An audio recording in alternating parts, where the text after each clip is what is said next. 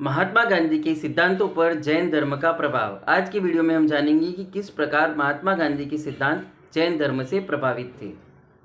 महात्मा गांधी जब 18 वर्ष के हुए तो उन्होंने अपनी माता से अनुमति मांगी कि वे विदेश में पढ़ने के लिए जाना चाहते हैं, वकालत की पढ़ाई के लिए। तो उनकी माता पुतलीबाई को यह संदेह था कि विदेशों में तो बहुत नॉनवेज खाया जाता है, शराब पी जाती है, तो मेरा बेटा वहाँ जाके भ्रष्ट हो जाएगा। तो इसलिए उनकी माता पुतलीबाई महात्मा गांधी को एक जैन साधु के पास ले गई। उन जैन साधु का नाम था बेचार जी। उन साधु भगवंत ने महात्मा गांधी को 3 संकल्प लेने को कहा। उन्होंने कहा कि आप अपनी माता के सामने 3 संकल्प लीजिए। वे संकल्प थे मांस नहीं खाना, शराब नहीं पीना और पर स्त्रियों से दूर रहना। गांधी जी ने अपनी माता के सामने ये तीनों संकल्प लिए। इसी के आधार पर उनकी माता पुतलीबाई उनको विदेश भेजने के लिए राजी हो गई और उनको वहाँ जाने की अनुमति दे दी। महात्मा गांधी ने विदेश में पढ़ाई करते हुए इन तीनों संकल्पों का दृढ़ता से पालन किया। महात्मा गांधी जब वकालत की पढ़ाई पूरी कर वापस भारत लौटे तो एक आध्यात्मिक पुरुष श्रीमद राजचंद्र जी उनके प्रभाव में आए। श्रीमद राजचंद्र जी से उन्होंने जैन धर्म के अहिंसा, सत्य, अपरिग्रह जैसे सिद्धांतों के बारे में पढ़ा।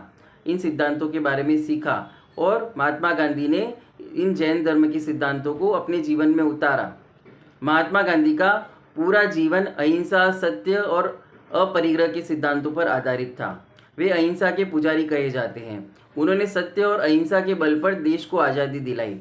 उन्होंने सत्याग्रह के बल पर अंग्रेजों को अनेक बार झुकाया। वे अहिंसा का पूर्णतः पालन करते थे। वे भोजन में केवल फलों को लेते थे। किसी भी प्रकार के नॉनवेज का या किसी भी जीव को दुख पहुँचे ऐसी वस्तु का वे भक्षण नहीं करते थे। अपरिग्रह के सिद्धांत से भी वे बहुत प्रभावित थे। इसलिए वे अपने घर में बहुत सीमित वस्तुएं रखते थे, केवल एक लंगोट पहनते थे। इस प्रकार वे अपरिग्रह का पालन करते थे, जो जैन धर्म का मूल सिद्धांत है। गांधी जी का जीवन जैन धर्म के अनेकांतवाद के सिद्धांत से भी प्रभावित था। अनेकांत मतलब हर बात के अनेक पहलू होते हैं, एक सिक्के के 2 पहलू होते हैं।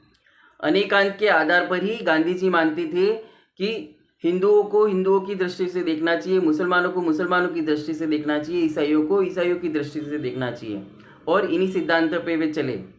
वीडियो पसंद आया हो तो लाइक करें, शेयर करें, कमेंट करें और चैनल को सब्सक्राइब करें। जय जिनागम, जय महावीर।